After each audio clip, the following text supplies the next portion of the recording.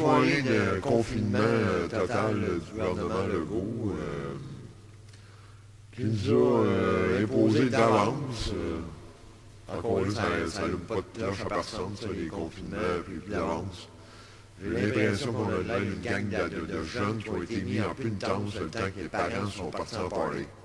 La docteure Caroline Coisse, que vous connaissez bien, a mentionné que même avec une vaccination, il fallait s'attendre au Québec au maintien des mesures sanitaires pour un 12 à 18 mois.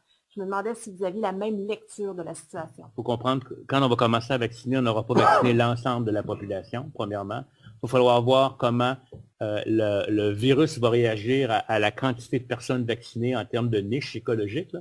Voyez-vous, ça veut dire qu'un virus, ça circule, ça prend toute la place, comme ça s'est fait en influenza dans l'hémisphère sud. Fait qu'on ne pourra pas en arriver à dire maintenant, on se débarrasse des mesures sanitaires parce qu'il va encore continuer un certain temps. Mais de penser que le jour où on a du vaccin, on revient à des mesures, on revient comme avant COVID, à court terme, je pense que c'est non. Nous, on va voir que les gens se fassent vacciner, mais c'est une grande proportion qui ne veulent pas se faire vacciner. Ça augmente encore le risque, la prolongation des mesures sanitaires. Tu peux diviser le peuple là, en disant juste une affaire de même. Une affaire de même, là, c'est inacceptable. Et ça, là, c'est... Hey, comment c'est que tu dois dire une affaire de même? Comment c'est qu'il se sent pas mal de dire une chose? Mais c'est une grande proportion qui ne veulent pas se faire vacciner. Ça augmente encore le risque, la prolongation des mesures sanitaires. Justin Petwet Trudeau, le représentant de l'Empire au Canada, le représentant était tout ému de resserrer les mesures restrictives pour les voyageurs, allant même à vous offrir un prolongement dans des camps de vacances à votre tour, avec une surveillance accrue pour votre sécurité. I don't want you to be hopeful. I want you to panic. I don't want you to be hopeful. I want you to panic, panic, panic, panic. La peur, là, c'est une très mauvaise conseillère. Panic. La peur, là, elle fait faire des affaires qu'on ne fait pas de prise de bon sens. Panic. C'est la panic, peur. Panic. C'est la Panic. peur. Panic. Panic. C'est la peur. Panic. C'est la Panic. peur. Panic. Panic. The ones who don't do it, we will make sure they will do it. I want you to feel the fear I feel every day. Panic. Porter Panic. un masque, Panic. Panic. c'est ça, Panic. Panic. I Panic. will be Panic. very Panic. bad. Panic. I want you to panic. Panic. Panic. Panic. Tant aussi longtemps que vous allez accepter de vous soumettre à n'importe quoi, vous allez être soumis. Là, la TV, elle sert à vous faire peur, à vous diviser, puis à ridiculiser ceux qui essayent de vous aider. Les épais, là, c'est pas ceux qui essayent de vous faire comprendre à la cantine dans vos parties de famille. L'épais, là, c'est le gars qui est borné, pis t'es maillot du monde, pis TVA. Quand vous allez comprendre, vous allez être pas mal plus en crise que moi. Parce que vous êtes fait niaiser plus longtemps que moi. Le SPQ sort des chiffres qui régleraient le problème assez vite. Vous avez encore peur. Vous êtes des maudits pissous, calices. Chris, les SPQ, l'Institut national de la santé publique au Québec, c'est n'importe quoi ce qu'ils racontent, eux autres. Si c'est n'importe quoi, on va arrêter de financer pour que ça marche, puis on va oublier que ça existe. Vous êtes des mots pissous, calices. En attendant, je me dis que les chiffres qui sortent de là doivent être bons. Allez les voir. Hier, il y a un gars qui a fait un reportage à Maisonneuve-Rosemont. Moi, tu me parles de l'urgence de Maisonneuve-Rosemont, j'ai l'impression qu'il y a trop du monde là-dedans, même en plein juillet. Chris, il a passé 24 heures dans l'urgence, il n'y a pas un chat. Il n'y a pas eu de service plus, en tout cas, il n'y avait pas un chat.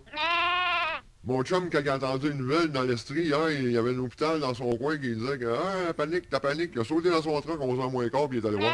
Chris, c'est le responsable de l'urgence, t'as dehors, reste en train de fumer. L'idée, là, ça n'a rien à voir avec votre santé. L'idée, là, c'est de vous faire oublier vos fêtes, vos racines chrétiennes, couper les contacts avec vos amis, vos familles, vous empêcher de vous parler, puis faire fermer vos petites business qui vous rendaient autonomes et indépendants. Pour vous rendre dépendants des gars comme Legault par Arruda. 4 to 6 months could be the worst of the epidemic. Вы же умные люди. Почему вы считаете, что мы придурки? Bars and restaurants in most of the country will be closed as we go into this wave, and I think that's appropriate. Почему вы считаете, что мы придурки? Почему вы считаете, что мы придурки? Почему вы считаете, что мы придурки? Lui, là, il voit que crime, ça peut être du souffle, là, son histoire de pandémie. Là, il rajoute de la peur, là. Là, tous les hosties de crise de dindon. Вы же умные люди. Почему вы считаете, что мы придурки? Est-ce que les personnes vaccinées pourront être exemptées du port du masque et de d'autres mesures sanitaires par la suite? C'est une question qui, évidemment, fait son chemin.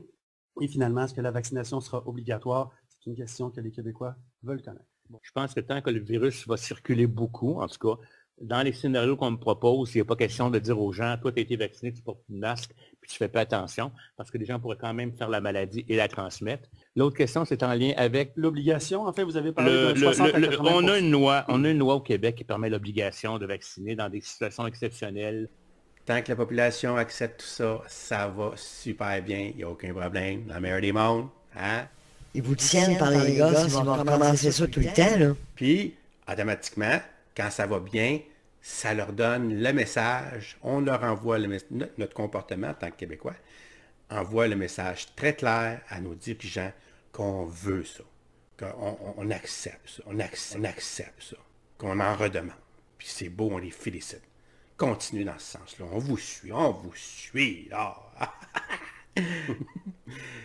Moi, j'ai demandé à ce qu'on puisse avoir, qui serait une continuité logique de ce qu'il y a dans le carnet santé, etc. Là, passeport, vaccination, digital, pour moi, c'est tout à fait normal. Le passeport vaccination, M. Dubé, vous avez piqué ma curiosité avec ça. Donc, ce que vous entrevoyez, c'est vraiment un passeport qui démontrerait que quelqu'un a été vacciné avec ses 2 doses de vaccin et qui pourrait lui permettre d'avoir ou non accès à certains lieux là, quand il y aura un déconfinement? C'est l'objectif. C'est l'objectif. C'est ça qui est l'objectif. Puis en ce moment, bien, étant donné qu'on est dans un processus de digitalisation de l'État, pour moi, c'est tout à fait naturel de penser passeport vaccinal digital là, à court terme. C'est l'objectif. Est-ce que ça voudrait dire que le gouvernement pourrait procéder à un déconfinement peut-être plus rapide que s'il n'y avait pas un tel passeport?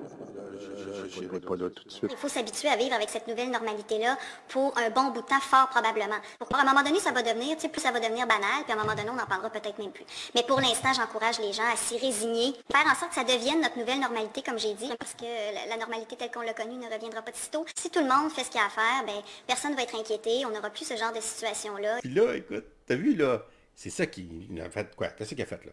Là, il a mis à table, il nous a dit qu'il nous a menacés, il a mis la police sur notre cas. Il n'y a rien qu'il n'a pas fait, il n'y a rien qu'il n'a pas dit. Hein? C'est simple, ça. Vous dites qu'on a encore donc des semaines difficiles devant nous et vous dites qu'il faut être encore prudent, mais vous permettez des allègements. Qu'est-ce que les Québécois doivent comprendre du message à ce moment-là si... Vous dites qu'il faut être beaucoup plus strict, ça va être difficile, mais vous permettez beaucoup plus de flexibilité dans les semaines à venir. Hein? Et tu ça? Es-tu vraiment dit autant d'assouplissement? J'ai gros peur! Gros peur! Ils sont méchants! J'ai gros peur! Gros peur! Nous devrions trembler en groupe ce matin. Regardez, ce qu'on dit, c'est on garde le couvre-feu à 8 heures, qui est très efficace, parce que les gens, évidemment, c'est plus difficile d'aller visiter les maisons quand il faut être de retour à 8 heures. On s'assure aussi que les policiers surveillent qu'il n'y ait pas de mélange entre plusieurs familles dans les maisons. Ça reste. Comme je disais, développer notre nouvelle norme, puis ça va devenir normal, puis ça va être ça pour un bout de temps, on l'a dit tantôt. Donc aussi bien s'habituer tout de suite. Maintenant, les enfants sont en vacances la semaine du 1er mars. Donc, de permettre certaines activités, comme d'aller au cinéma, mais avec des masques, ça reste. Faire des sports intérieurs, mais par famille, ça reste. D'aller à la bibliothèque, d'aller faire quelques activités, idéalement, puis le plus possible à l'extérieur. Je pense que c'est une question d'équilibre. Une question de santé mentale. Et pour les enfants et pour les parents, à un moment donné, on ne peut pas penser là, que les parents vont tous garder leurs enfants dans la maison pendant toute une semaine. Le journaliste, c'est une question de bonbon, ça. Tu sais, de poser une question comme ça. Tu sais, là, il est en train de s'excuser de donner...